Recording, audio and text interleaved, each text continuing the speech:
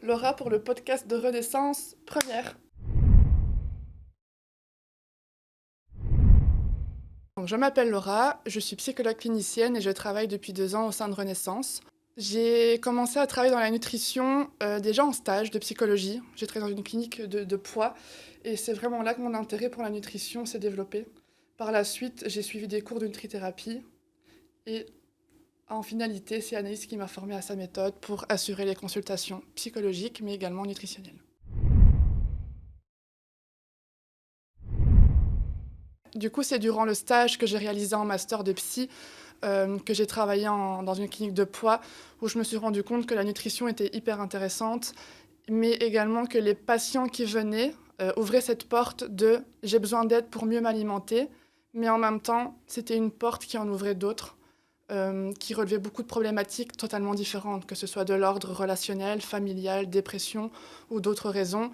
Et c'est là que je me suis dit, ok, la nutrition, c'est super intéressant, et en même temps, ça permet de travailler sur d'autres pôles qui sont tous liés entre eux finalement. Donc la diversité, c'est ça vraiment qui m'a plu.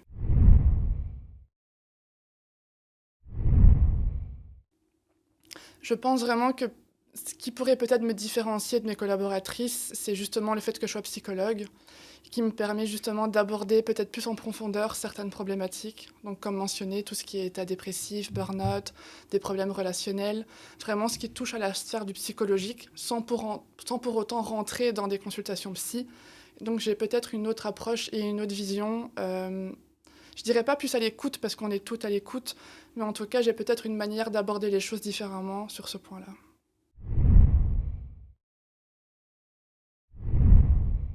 Sans originalité, je pense déjà que l'écoute est très importante, mais ensuite, je pense que c'est surtout accueillir ses patients sans forcément être dans le jugement de qui ils sont et de ce qu'ils font, mais d'essayer de comprendre pourquoi ils ont ces comportements-là. Personne n'a la science infuse, donc forcément on fait face à des patients qui ont des comportements qui peuvent nous paraître totalement «Oh, pourquoi vous faites ça?» Mais finalement, chacun a son histoire et pour moi, un bon nutritionniste et donc un bon thérapeute slash professionnel de santé, c'est quelqu'un qui écoute sans jugement et qui surtout les accompagne, certes dans une direction précise, mais en prenant en compte toutes leurs particularités.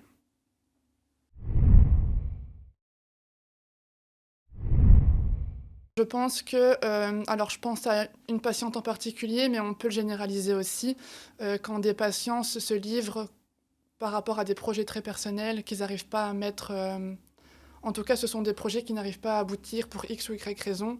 Donc déjà cette part de je me confie, qu'on soit dans le nutri ou dans le psy dans tous les cas, cette confiance que les patients nous accordent dans des sujets très intimes et très profonds, et qu'ensuite ce projet peut aboutir.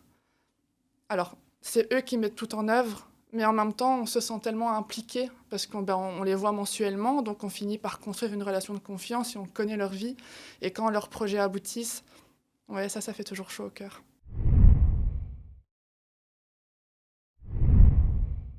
Il y en a beaucoup, mais j'en ai choisi une qui me parle beaucoup depuis plusieurs années. C'est vraiment prenez le risque ou ratez la chance. C'est vraiment cette citation qui, il y a des patients qui nous disent, ben, ça fait plusieurs mois que je vois vos posts sur Facebook, ça fait plusieurs mois que j'hésite à prendre rendez-vous. Et dans ces moments-là, je me demande toujours, mais pourquoi vous l'avez pas fait plus tôt? C'est très bien de l'avoir fait maintenant, mais qu'est-ce qu'on attend?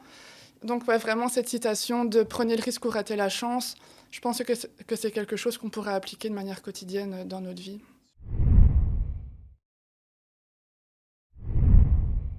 Déjà, la première consultation, donc le premier contact avec le patient, je suis plutôt dans l'analyse et j'essaie vraiment de laisser le patient s'exprimer, en tout cas d'observer un peu sa personnalité. Est-ce que c'est quelqu'un qui est plutôt introverti, extraverti? Et en fonction de ça, j'essaie naturellement de m'adapter.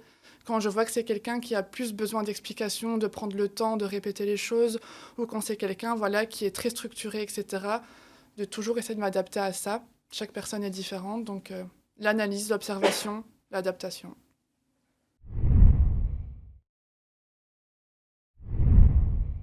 Il y a vraiment 2 choses que je pense cibler. C'est déjà quand le patient, revient ou en tout cas n'annule pas ses suivis malgré les difficultés.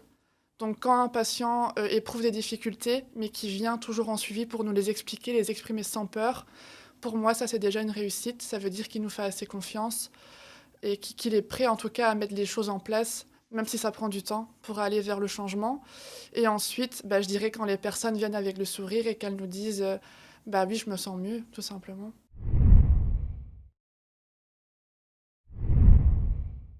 Alors, je vais cibler mon objectif, non pas au niveau de la nutrition, mais plutôt au niveau de Renaissance, parce que c'est vraiment là, du coup, que j'exerce. C'est vraiment de continuer à accompagner les gens, à continuer à me former moi, pour suivre aussi Anaïs, justement, sur des domaines un peu plus précis, comme l'hormonologie, etc. Ce sera vraiment de continuer à faire propager sa méthode qui, pour moi, tout le monde devrait la tester, étant donné que ça nous permet enfin de se sentir mieux, de s'alléger, sans forcément rentrer dans des choses bancales, que ce soit des restrictions, des poudres magiques, des piqûres magiques, ce genre de choses qui malheureusement mettent à mal les personnes. Ouais, de propager sa méthode et d'en faire profiter un maximum de personnes.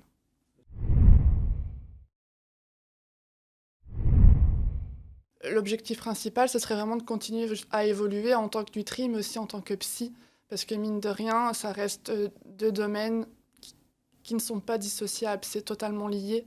Et j'aimerais bien quand même continuer à renforcer justement ce lien au niveau des consultations. Et au niveau de l'équipe, ce serait justement de continuer à prouver une certaine loyauté, mais pas une loyauté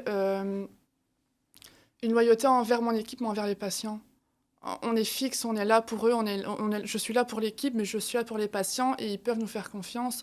L'objectif, c'est vraiment de faire développer ça et que les patients sachent que quand ils viennent chez nous, on est là pour eux, que ce soit par message, en consultation, dans la limite du raisonnable évidemment, mais continuer à évoluer surtout au niveau de la stabilité et de la disponibilité.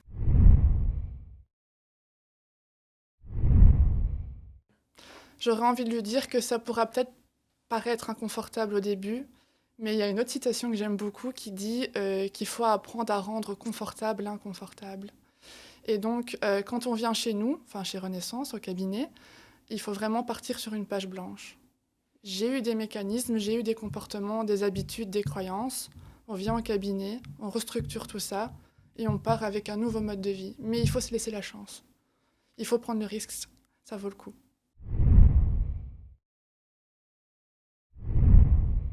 Alors ça va paraître un peu, je vais te contredire parce que moi la motivation justement pour moi c'est une mauvaise cible.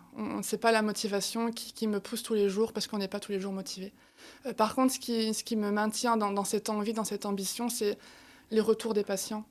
C'est chaque jour quand je vais en consultation, même si j'ai pas de motivation comme tout le monde, hein, c'est justement les patients qui viennent et qui me disent: «Bah, voilà, j'ai réussi ça» ou alors: «Ça, j'ai échoué, mais je suis prêt à continuer à faire des efforts» et dans ces moments-là, on sait que ce qu'on fait a de l'intérêt. Donc que ce soit par des réussites ou par des stagnations ou ce qu'on appelle des échecs, mais c'est pas un gros mot, c'est normal. Ça me rappelle pourquoi on est là et ça me maintient, à bord du bateau.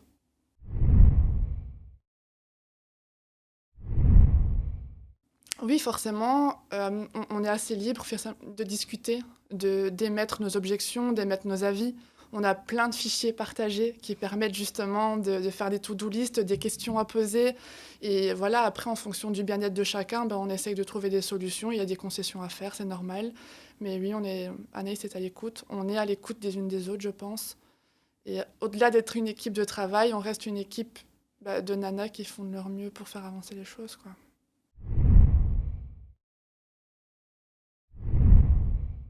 On a quand même pas mal de possibilités de se former. On fait pas mal de conférences, de séminaires en Belgique, en France. Avec Anaïs aussi, ben, je suis pas mal de formations. Et de manière personnelle aussi, j'ai investi dans des formations qui mettront toujours, en tout cas je l'espère, à profit les consultations avec les patients.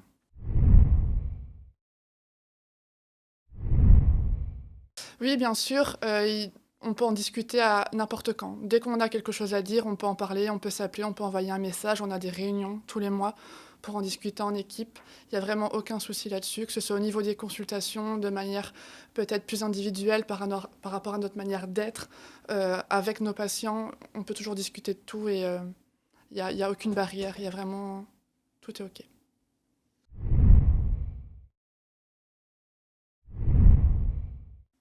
Je pense que l'objectif, ça reste quand même, beh, Alors j'espère que les cabinets auront fait des petits bébés aussi quand même.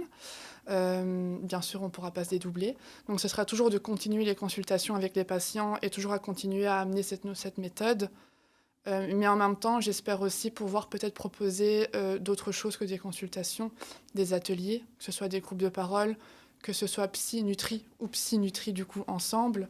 Donc des ateliers, des conférences, peut-être accompagner Anaïs pour certains points au niveau de certains sujets, plus dans mon domaine à moi, mais de toujours faire évoluer, pouvoir faire profiter un maximum de personnes de ces savoirs-là.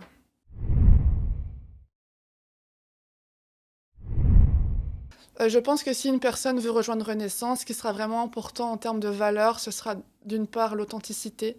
Et c'est vraiment important de rester qui on est pour travailler avec les patients, mais pour travailler en équipe. Quelqu'un qui est aussi disposé à comprendre que notre métier, il ne se réalise pas que en consultation en cabinet. Et c'est un métier aussi qui se réalise en dehors des quatre murs du cabinet, que ce soit dans les réunions, dans justement le partage d'idées, que ce soit pour des posts sur les réseaux sociaux, de formation, de partage de connaissances. Et donc je pense que la loyauté, l'investissement, ce sera vraiment des valeurs qui seront importantes. Toujours vouloir évoluer, mais aussi pouvoir rigoler, manger des frites de temps en temps et boire l'apéro. Laura, fin de tournage. Miaou.